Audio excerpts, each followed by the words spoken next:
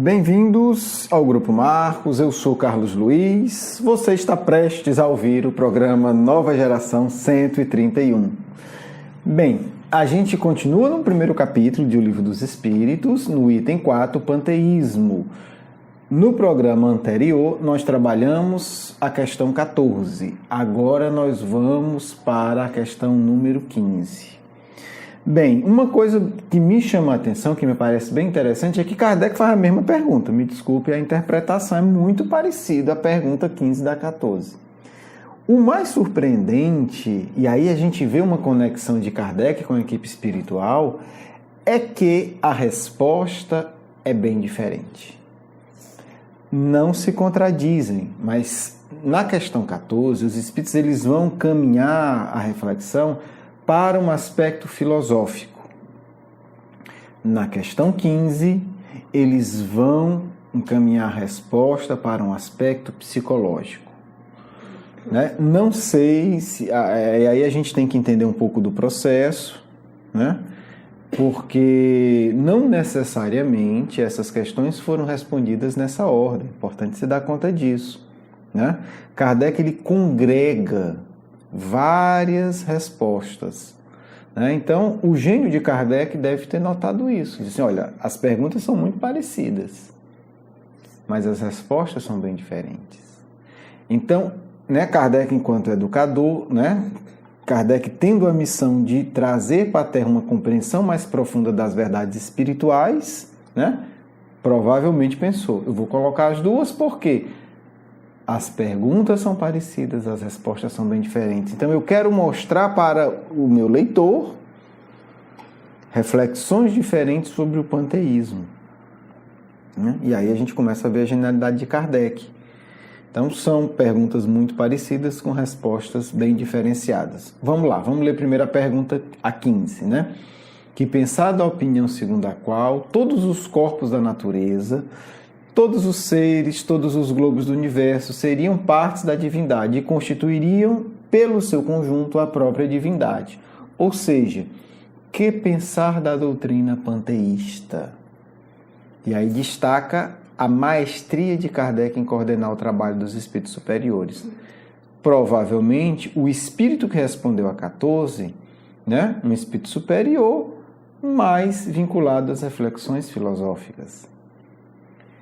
O 15, um espírito também evoluidíssimo, mais vinculado aos aspectos psicológicos. Né? E aí a gente vê a grandeza de Kardec, quer dizer, o espírito encarnado que está coordenando toda essa assembleia de sábios, organizando as respostas, colocando uma, tirando outra, cortando resposta, não, isso aqui não vai entrar, essa pergunta não faz sentido, e colocando inclusive perguntas repetidas, para nos educar e para nos ajudar a entender melhor. Então, vamos agora para a resposta, né? Sem mais delongas. Não podendo ser Deus, o homem quer pelo menos ser uma parte de Deus. É gigantesco, né? Merece um livro essa resposta. Né? Assim, o comentário dessa resposta mereceria um livro, pelo menos um. Porque ela vai tocar no cerne do que é o ser humano. Né? Hoje em dia é fácil, na época isso não tinha. Né? Assim, hoje várias correntes da psicanálise, da psicologia vão colocar isso. O anseio mais profundo do ser humano é integrar-se a Deus. Nessa época não tinha ainda, né, essa reflexão. Tinha mais antigas da doutrina secreta que Kardec conhecia, obviamente. Né?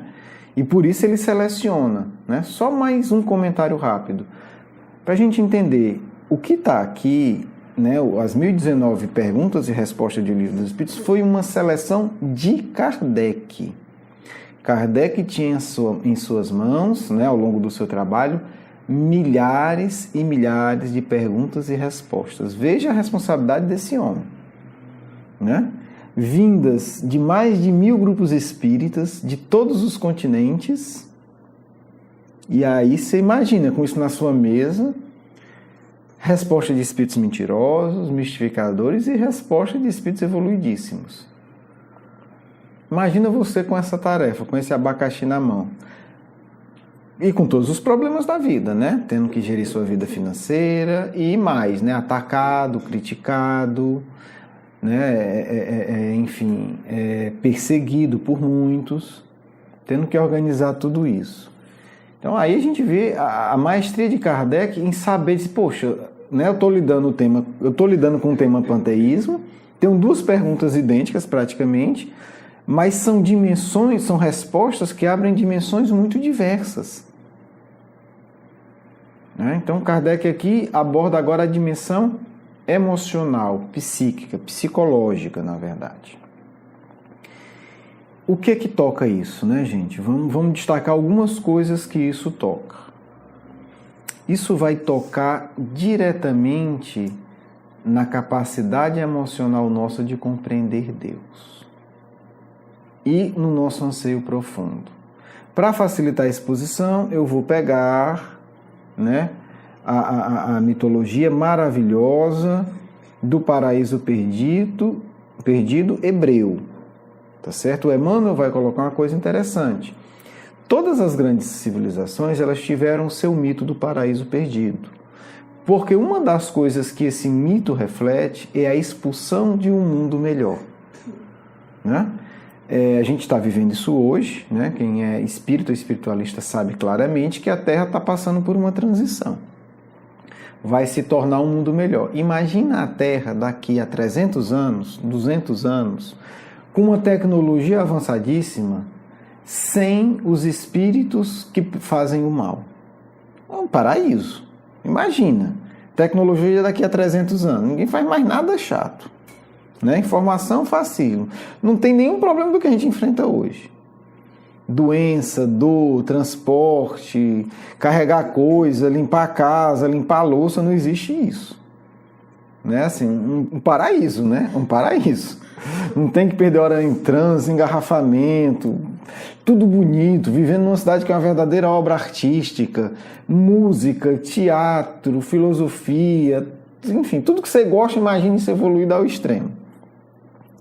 E sem gente chata, sem gente mentirosa, sem gente fofoqueira, sem gente que fala mal, ninguém quer lhe roubar, ninguém quer nada do que é seu, todo mundo quer lhe ajudar.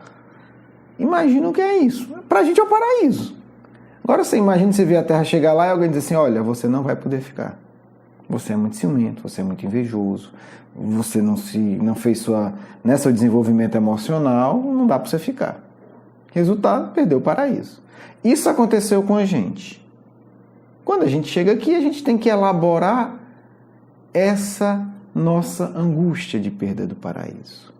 E aí a gente cria a expulsão do jardim.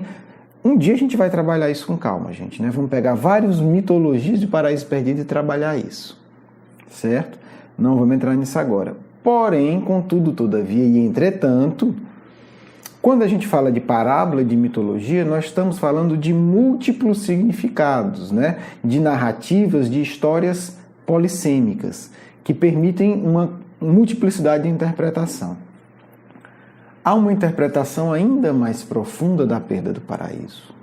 Bem mais profunda do que uma história de 15 mil anos. Bem mais profunda do que uma história de 30 mil anos, que é mais ou menos, né, 25, 30 mil anos a expulsão de Capela, que toca a todos nós. Há o mais profundo, que é a perda da nossa conexão mais intensa, mais banda larga com Deus. Nós, por conta da nossa revolta, pegamos a nossa internet, que era, sei lá, de 1 milhão de gigas, né, por milésimo de segundo, e ficamos com a internet de escada, né, daquelas bem vagabundazinhas. Isso que aconteceu com a gente. Resultado, tudo é muito lento, uma ansiedade profunda, um sentimento de insegurança assustador. É o que a gente tem hoje no nosso coração, por conta da gente ter diminuído a nossa conexão com Deus. Vou dar um exemplo. Vamos simbolicamente, né, imaginar Deus como o sol. Então você vive numa cidade iluminada, você tem o sol, você vê todas as cores, você vê uma coisa que está na sua frente, você não esbarra nela, não há problema nenhum, certo? Você está muito bem. Por revolta e rebeldia, você resolve simplesmente fechar os olhos. e você fica tanto tempo de olho fechado que você não sabe mais abrir os seus olhos. Seus olhos já não abrem. Você vai sentir falta de quê? De muita coisa. Você vai sentir que há uma luminosidade, você vai se sentir o quê? Inseguro. Na hora de andar na rua, sem enxergar, você vai se sentir inseguro. Principalmente porque emocionalmente você tem aquela outra referência. Então, assim somos nós hoje. Nós perdemos a nossa conexão mais ampla com Deus, a gente se sente profundamente inseguro. E muitas vezes nós vamos buscar suprir essa insegurança com coisas erradas, né? E o panteísmo, ele é uma teoria que nasce dessa distorção. Eu sou parte de Deus, eu estou tão desesperado que eu quero fazer parte de Deus de qualquer jeito. Então, Deus é tudo e eu sou um pedaço dele. Nós estamos integrados de uma maneira muito mais profunda com Deus do que sendo um pedaço, entre aspas, de Deus. Mas o panteísmo é essa distorção, o que nos alerta para algo essencial. Somente com a emoção equilibrada nós vamos ter conceitos mais profundos de Deus. Quanto mais revoltado o espírito, quanto mais traumatizado, quanto mais dolorido por conta da própria revolta, mais difícil vai ser a concepção dele de Deus. Então a gente poderia traçar um estudo muito interessante. Maturidade emocional e conceito de Deus estão totalmente ligados. Espíritos mais rudes não no sentido de não evoluído, mas no sentido de revoltado. Mas o conceito que ele desenvolve de Deus vai ser de vingança, de punição, de inferno eterno. São criações humanas que refletem os nossos sentimentos não equacionados, não trabalhados. Então a gente pode colocar aqui, né, interpretando essa resposta, que que nós espíritos atrasados percebemos Deus pela lente dos nossos traumas emocionais. Se a gente tem dificuldade em dar e aceitar amor, é difícil conceber Deus como amor. Se a gente acredita que só violência educa, só a punição resolve, a gente não vai conseguir conceber Deus carinhoso, como Jesus concebia e chamava de paizinho. Então a concepção de Deus está muito ligada à nossa emoção. Como é que a gente está lidando com a nossa emoção? Então a expulsão do paraíso, na verdade, é o nosso fechar de olhos para a luz de Deus. A luz continua existindo, continua nos iluminando. Só que a nossa percepção diminui assustadoramente. Então, gente, essa questão vai nos ensinar a trabalhar essa dimensão emocional de Deus, né? Tem muito pano para manga, tem muito assunto, mas eu acho que Kardec aqui genialmente coloca esse outro aspecto da nossa concepção distorcida de Deus. Educar a emoção, avaliar a emoção, vai nos ajudar a entender por que a gente tem tal ou qual concepção de Deus, né? Está ligado à nossa capacidade, como a gente sente a vida. E isso pode gerar concepções mais nobres ou concepções distorcidas do que é o nosso Criador. Bem, encerramos assim a nossa reflexão da questão 15. Espero que vocês, né, tenham gostado, comentem, participem, divulguem, nos ajude a ampliar o nosso grupo de reflexão, né? Isso é o mais importante para a gente. Um grande abraço, um beijo no coração. Vamos agora para a nossa segunda parte.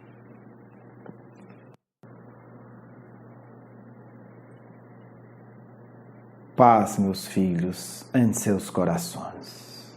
Fiquemos com Deus, porque sempre estaremos nele cada vez mais que nos dispusermos a amar, que utilizarmos os nossos desejos mais ardentes e mais poderosos para sentir o amor do Criador que hoje, agora, está à nossa disposição. como sempre teve. Fomos criados com carinho. Fomos criados com ternura.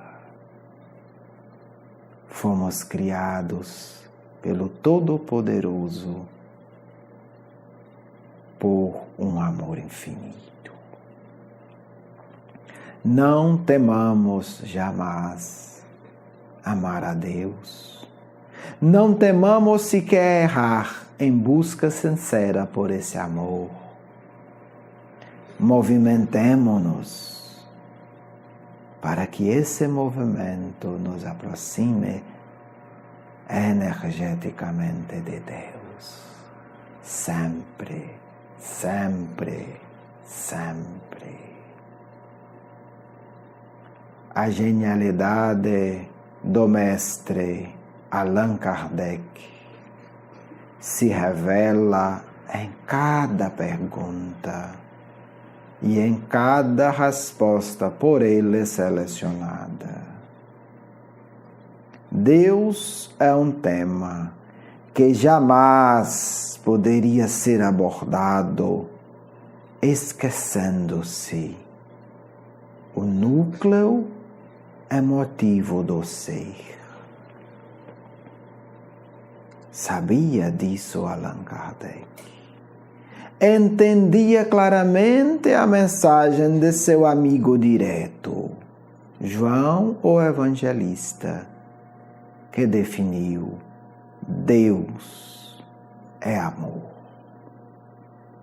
Se o mestre de Leão inicia explicando Deus, inteligência suprema, é porque se apiedava da mente pequena do século XIX e preparava, passo a passo, como veremos em O Livro dos Espíritos, para que essas mentes qualificadas de sentimentos tacanhos pudessem abrir espaço.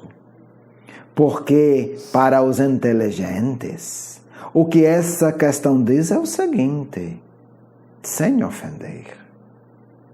Observem, vocês mentes instruídas, que a pequenez de vossos sentimentos distorce a vossa compreensão de Deus. Vocês apenas concebem intelectualmente um Deus que é soma de tudo, porque o teu sentimento é pequeno. Diz isso sem ofender, claro, mas é isso que diz, pontuando claramente que o caminho de compreensão para a divindade é o caminho do amor. Porque o amor não é uma paixão torpe. O amor é o sentimento que alarga toda a compreensão da vida. O amor é o sentimento que faz o intelecto ampliar-se infinitamente. Estudemos Kardec como alguém que está diante de um gênio. Não um gênio do mundo, mas um gênio da espiritualidade nascido no mundo. Porque conosco, Kardec continua sendo um mestre genial. Continuamos estudando com ele, bebendo de suas expressões sábias, conquistadas ao longo de milênios sem fim. Filhos, preparai os vossos corações, porque apenas iniciamos a compreender a grandeza dessas palavras. E se o Mestre disse a vocês, por meio dessa pergunta-resposta selecionada, cuidado, porque os seus sentimentos distorcem sua compreensão. Dizemos nós, aproveitando o momento, preparai vossos corações, orando com sinceridade, tornando-se menos maus, para que possam acompanhar o nosso estudo do Livro dos Espíritos. Aprofundaremos muito as questões. Por isso eu peço a vocês, supliquem ao Cristo, para que Ele ilumine os seus corações, para que possam entender a grandeza deste livro, ainda quase que completamente desconhecido de todos os espíritas.